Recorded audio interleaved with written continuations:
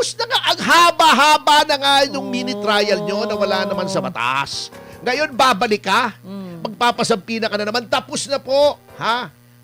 Madam De Lima, kahit itanong nyo pa kay Jonel, tapos na yung oras para kayo ay magsampina. Final nyo na eh!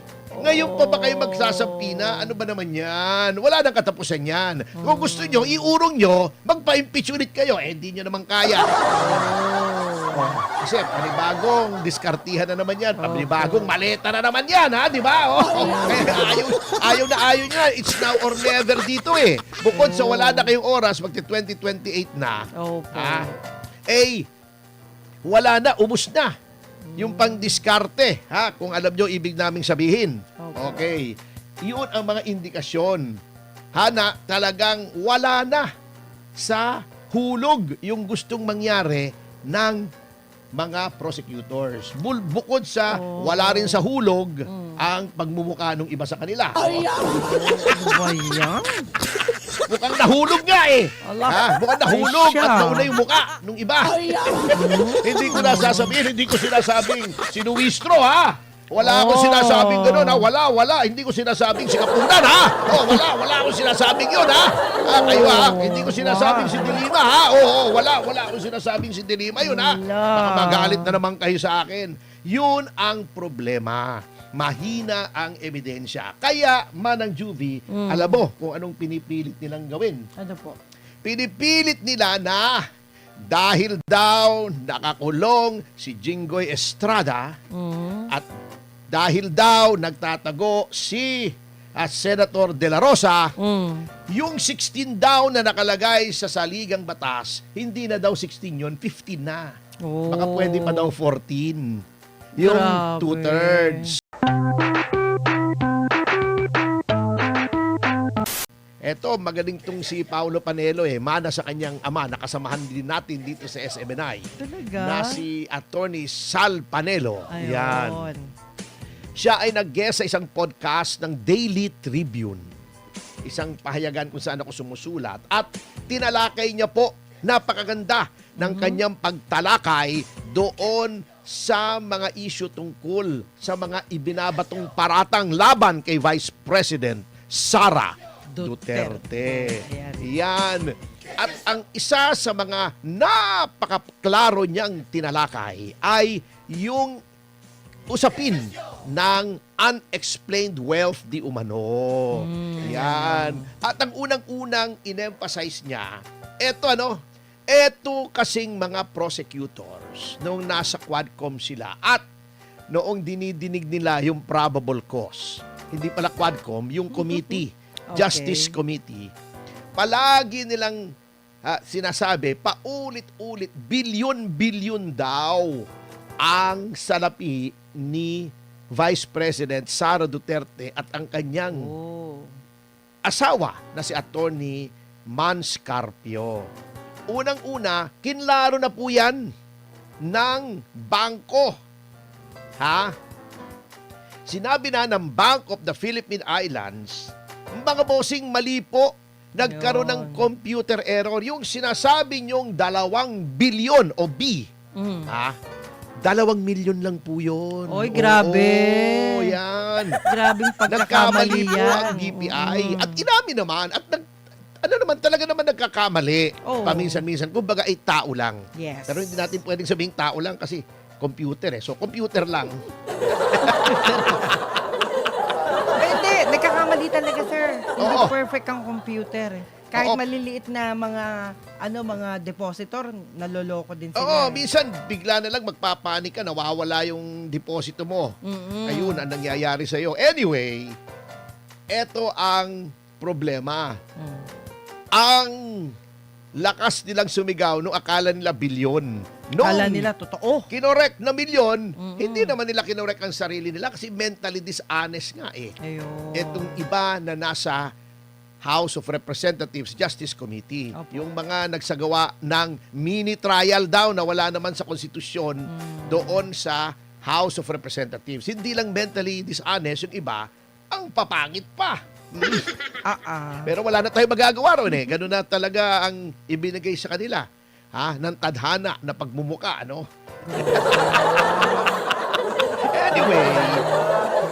Pangalawa, sabi ni Attorney Paulo Duterte tuloy, ano?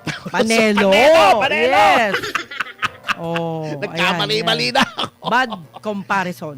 Okay. Hindi naman, Oh, hindi naman. Okay Wala naman. naman. Kakampi naman natin pareho yan. Okay. Sige Anyway, po. sabi niya, hindi mo talaga malalaman doon sa kinuhang report ng AMLAC. Kasi, ang tinignan nyo lang doon, yung mga covered transaction. Ayun. Yung 500,000 above, ang sabi niya. So, hindi natin alam kasi, alam nyo, eto po yan kasi akala ng mga tao, yung report na yon lahat naka-report. Withdrawal at deposito. Hindi po. Ganito po kasi yan ang naka-report sa AMLAC. Dalawa po yan under the Anti-Money Laundering Act. Covered transaction, automatic po yan. 500,000 pataas. Covered Yes. transaction yan. Anong ibig sabihin covered transaction? Whether you like it or not, papasok sa system yan, ire-report yan sa Anti-Money Laundering Council o Ayun. AMLAC. Okay. Meron namang sinasabing suspicious transaction. Yan ang suspicious transaction report. Opo. Kahit hindi 500,000, let's say 150,000 lamang o 200,000, pero kahina-hinala, di ba? Opo. Ay i-report din po yan. Yan ang discretionary sa bangko. Ang bangko nagdedetermine na, uy, kahina-hinala ito, i-report natin sa AMLAC. Yan. Ngayon, pag hindi covered transaction, okay, at hindi suspicious transaction, hindi po nire-report. O let's say, pumasok 600,000. Okay. Okay. Parang ako, yung bank account noong Borracho Films. Akala mo, ang laki-laki ng papasok, kita, di ba? Opo. Pero hindi mo alam, ikakalat mo yun. May mga bayarin. Halimbawa, pumasok, let's say na lang 1M. Pagkatapos, unti-unti, kukunin mo yun kasi babayaran mo yung director, babayaran mo yung artista, babayaran mo yung post-production, babayaran mo yung mga utang mong renta ng camera. Yung 1 million, hindi mo alam, ang Maliit natira na na lang palit. sa'yo, 250,000 Ay, na lang. ganon. Oo, akala mo, ang yaman ni Ang Atty. laki-laki Tomasio, pala. kumita ng 1 milyon. Hindi po kita yon. Ayun. Yun po ay pasok. So, yung 1 million, covered yon. Covered Okay. transaction yon. Opo. Okay. Yan ay ire-report sa AMLAC. Pero, siyempre, maglalabas ako 100,000 para kay Direk. Tatanong ng bangko, Sir, bakit yung pina-fund transfer? Kasi may utang ako sa direktor. Tinatanong ng bangko pag Opo. nagpa-fund transfer ka Tinatanong. kung anong reason. Opo. Ito yung kontrata. Okay. Bakit mo binibigyan itong taong ito, yung RSVP, ng 150,000? Ay, renta po yan sa camera. Yan, Sa gamit. nasa yung camera truck, yung mga tao. Kasi, siyempre, pag nagpaparenta yung mga camera rental ng camera, hindi naman mag-isa pupunta yung camera. May mga kasama yon. May kasama May rin tao yun. yun. May tao rin yun. Hindi lamang magdadala, ngunit mag-ooperate. Siyempre, kung ikaw may-ari nun, mahal yun eh. Opo. Siyempre, gusto mo yung sarili mong tao nag-ooperate. Oh, dahil Oo. sila ang ano nun eh. Sila nakakaalam may-ari. kung paano yon. Binabayaran din po yon, cargo rin yun ng producer. So, maglalabas. Magkano yan? 150. Ito po yung resibo. Opo. Ito yung invoice ng RSVP. Hindi na suspicious transaction yon kasi justified. Opo. Hindi siya covered kasi below 500,000. Hindi na marereport sa AMLAC. Okay? Ayun. So, sa records ng AMLAC, ang nakita lamang nila, yung 1 million na pumasok. Yung unang bagsak. Kasi covered transaction yon, kaya Ayun. nalaman nila. Yung mga lumabas, na siguro 80% ng 1,800,000 ang lumabas Opo. na bayarin, Mm. hindi nila nakita yon kasi hindi suspicious transaction, hindi rin covered transaction kasi yung 800 million, utay-utay yun eh. Opo. Akala lang nila pumasok 1 million. Ayun. Kung baga sa box office, ang tawag po doon, gross. Gross income. Oo. Hindi neto. Oh. Ang neto yung kita mo. Opo. Halimbawa, yung Mama Sapano, pumasok sa amin 15 million. Okay. Hindi pa kita yon, gross pa lang yon. Bakit? Kasi ang gastos doon, 33 million. Oo, wala May pa mga iba. bayarin ka pa. Hindi ka pa bawi, wala ka pang kita roon. Ayun. Kaya kung titignan mo, sasabihin nila, oh, may pumasok sa yung 15 million. Bakit hindi ka nagbayad ng tax? Abi, teka muna. Ang tax po ay yung net, yung Opo. kinita mo. Paano ka magbabayad ng income tax kung walang income? Wala. Pumasok 15, lumabas 33. Well, hindi income yon, di ba? Ang tawag doon ay lugi. Takilya, pero nakabawi po kami sa Netflix. So, okay na po. Kumita na ng konti. Tayo naman ay hindi naghahangad ng malaking kita sa pelikula. Ang importante yung Mama Sapano ay naririyan yan at ako ang Borracho Films ang may-ari ng rights niyan for 50 years. Opo. At makabuluhang pelikula yan sapagkat dyan inilalatag yung kabayanihan ng 44 na napatay sa Mama Sapano Sa at staff. yung kapabayaan ng pamahalaan ni Pangulong Aquino. Yan. Ayun. Yun po ang importante sa akin, hindi yung kita. Kasi ang mga tao ngayon, ang mentalidad nila laging pera, pera, pera. Oo. Kaya nga nagkakandaloko-loko tayo eh. Oh, di ba? Mm. Mag-ayos ka lang, may pera ka na. Kaya nga, ang sinasabi nitong si Attorney Panelo, bagamat hindi siya kasama Opo. doon sa defense team, ay siya ay abogado ni Vice President Sara Duterte sa mga ilang mga usapin. Opo. At nakita naman po natin kung gaano kahusay nagagampanan ni Attorney Paulo Panelo ang kanyang katungkulan. So, Ayun. yan po. Happy 1,000 live viewers po. Ay, Maraming salamat thank po you. sa inyong lahat. Oo. Ayan.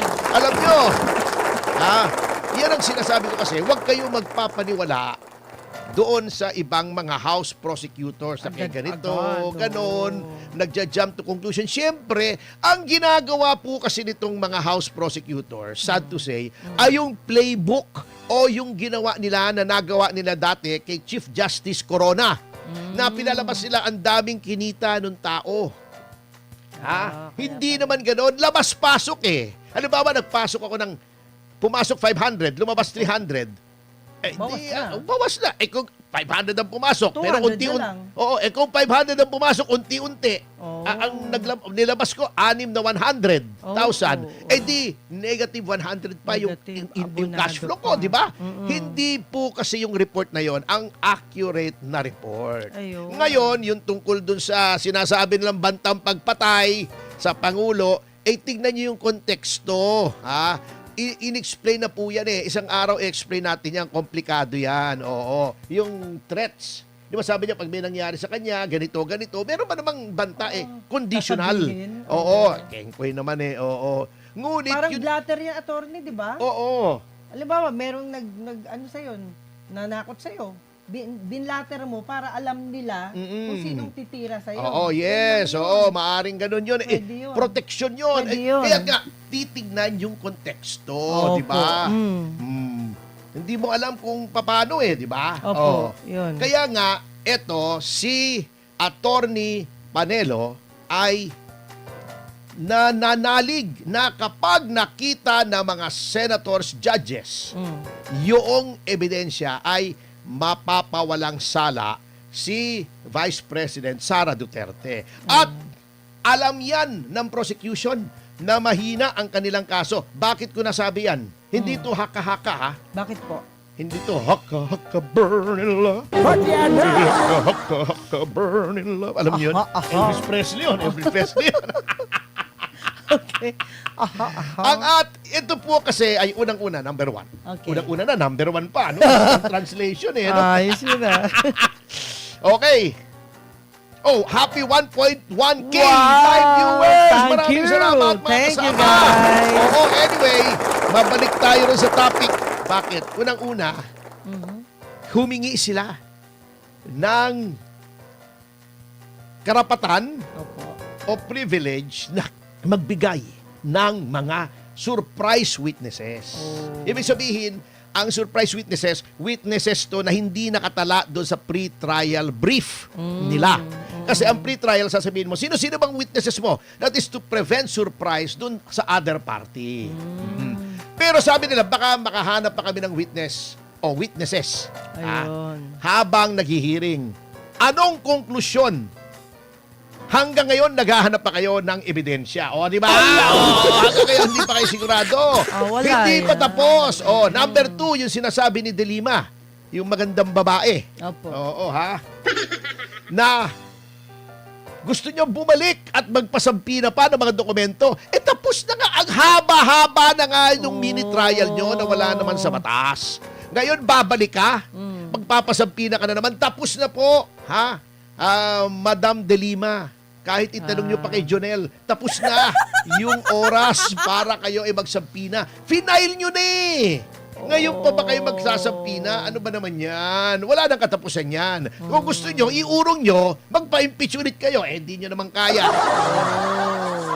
Kasi panibagong diskartihan na naman yan. Panibagong maleta na naman yan, ha? Di ba? Kaya ayaw niya. It's now or never dito eh. Bukod sa wala na kayong oras, magti-2028 na. Opo. Wala na, ubus na. Yung pang-diskarte, ha? Kung alam nyo, ibig naming sabihin. Okay. Yun ang mga indikasyon. Ha, na talagang wala na sa hulog yung gustong mangyari ng mga prosecutors. Bukod sa wala rin sa hulog ang pagmumukha ng iba sa kanila. Ano ba yan? Mukhang nahulog nga eh. Ha? Mukhang nahulog Ay, at siya. nauna yung mukha nung iba. Hindi ko nasasabihin, hindi ko sinasabing sinuwistro ha. Wala akong sinasabing gano'n ha. Wala. Hindi ko sinasabing si Kapunan ha. Wala akong sinasabing yun ha. Kayo ha. Hindi ko sinasabing si Dilima ha. Wala akong sinasabing si Dilima yun ha. Baka magalit na naman kayo sa akin. Yun ang problema. Mahina ang ebidensya. Kaya, Manang Juvie, alam mo kung anong pinipilit nilang gawin. Ano po? Pinipilit nila na dahil daw nakakulong si Jinggoy Estrada at dahil daw nagtatago si Senator De La Rosa, yung 16 daw na nakalagay sa saligang batas, hindi na daw 16 yun, 15 na. Baka pwede pa daw 14. Yung Grabe. 2/3. Yan ang dinidiskarte nila at yan ang bine-brainwash nila ang mga taong bayan sa pamamagitan ng mga propagandist nila na mga abogado daw pero bias naman, pinipilipit mga barkada yan ni paring Ben Dalo, na pinipilipit yung nakalagay sa ating saligang batas para masunod yung kanilang kagustuhan sapagkat alam nila na mahihirapan sila sa pagkuha ng 16 votes. Hindi lamang dahil popular si Vice President Sara Duterte, kundi dahil napakanipis ng ebidensya. Kung anong kapal ng pagmumuka ng ilang mga House prosecutors, yun din ang nipis ng ebidensya. Bomalabs Yun ang yan, mabigat. bomalabs. Oo. Kaya pinipilit nila. Ngunit, tama po ba? Pag-aralan natin Sige po. ang konstitusyon. Nakalagay sa konstitusyon, unang-una. Hindi ko nalalagay yung mga article, chuchu-chuchu. Hindi naman po tayo nagle-lecture ng batas dito. Opo, Baka mabagot kayo sa akin. Unang-una, anong nakalagay sa konstitusyon? Sa Article 6. Sabi ko, hindi ako magsisitas. Nagsitas Tapos din. nagsitas Hindi ka pa rin. napigil. Okay. Ang Senado ay binubuo ng 24 na miyembro. Miyembro! Yes. Okay. Ayon sa batas, sino-sinong miyembro ng Senado? Yung 12 na na-elect 3 years ago, di ba? Kasi 6 years ang term. Opo. Pinakamaraming boto, pinakamaraming boto at dideklara ng COMELEC, members yun. So 12. Yes. After 3 years, meron na namang ihahalal na 12. Dineklara ng COMELEC, 24. Okay. Kalahati niya nagpapalit every 3 years. Yan ang disenyo okay. ng ating konstitusyon. Ayun, maliwanag yun. Maliwanag. Okay. Anong nakalagay sa yung Articles of Accountability, on Accountability, Article 11, kung hindi Okay. ako nagkakamali, ang isang impeachable official ay mako-convict lamang. I-distinguish nga pala natin, kasi sabi nila, hindi may impeach. Opo. Na-impeach na si Vice President Sara Duterte. Yun pong pag-transmit ng House sa Senado ng articles of impeachment after finding probable cause. Kahit gaano kasarsuela yung ginagawa nila roon, ay impeach na po si Vice President Sara Duterte. Okay. Ang kailangan ay ma-convict siya. Kumbaga sa korte, para madali nating maunawaan, kapag ako ay dinemanda, let's say, ng estafa, Okay. o halimbawa, kung ano mang krimen, Okay. at sabi ng piskal, may probable cause, isasampay information sa court, akusado na ako, pero hindi pa ako convicted, lilitisin pa. Ito Opo. yung paglilitis ng Senado sitting as an impeachment court. Okay? Ayun. Sabi ng konstitusyon, ang conviction ay all the members of the Senate. Okay. All the members. Ibig sabihin, 2/3 ng all the members sa 24 ay 16. Ngayon may sinasabi sila, nagtatago si Senator Bato. Ha? Teka muna. Oo, nagtatago siya. Hindi siya maka-attend kasi tinatakot nyo Hinahabol nyo Sinasabi nyo may warrant. Kahit ang opinyon ng marami ay hindi valid yung ICC warrant dito. Yes. Sige, balasubasin nyo na ang soberanya ng Pilipinas para makaharas lang kayo ng kalaban sa politika. Nagtatago. Siya ba ay hindi na miyembro ng Senado? Miyembro pa rin. Miyembro! Si Jinggoy ba ikinulong dahil sa kasong plunder? By the way, bilib po tayo, saludo tayo. Oo, Kay Jinggoy may Estrada. dignidad yan, kahit Hindi paano. nagpatakot, hindi Yes. nagpatinag, hindi umatras. Tama. Alam nyo, lalong lumaki ang paghanga ko kay Jinggoy Jinggoy Estrada. Estrada. Anyway, babalik tayo sa diskusyon. Okay. Okay, sinabi na, suspendido. Kapag ikaw ay suspendido, hindi mo magawa yung mga katungkulan mo bilang senador. Ikaw ba itanggal sa pagkasenador? Hindi. Di 24 pa rin ang member. Yes, 16 oo. pa rin. Iyon. Okay. Oy, happy 1.5 1.5. Hi! live viewers sa DZAR YouTube channel. Iyon. Okay, Yan. maraming salamat Thank po you, sa inyo. guys. Anyway, okay. Di ba? Ilan pa rin ang miyembro? 24. Okay. May namatay ba? Wala. Oo, although may mga senador na gusto nung mga ibang tao mamatay na. Wag naman po. Wag naman. Kahit busit na kayo Bad sa pagbubuka, halimbawa ni Lacson, wag nyo namang naisi na mamatay. Wag. Hindi po tama yun. Bad yun. Wag.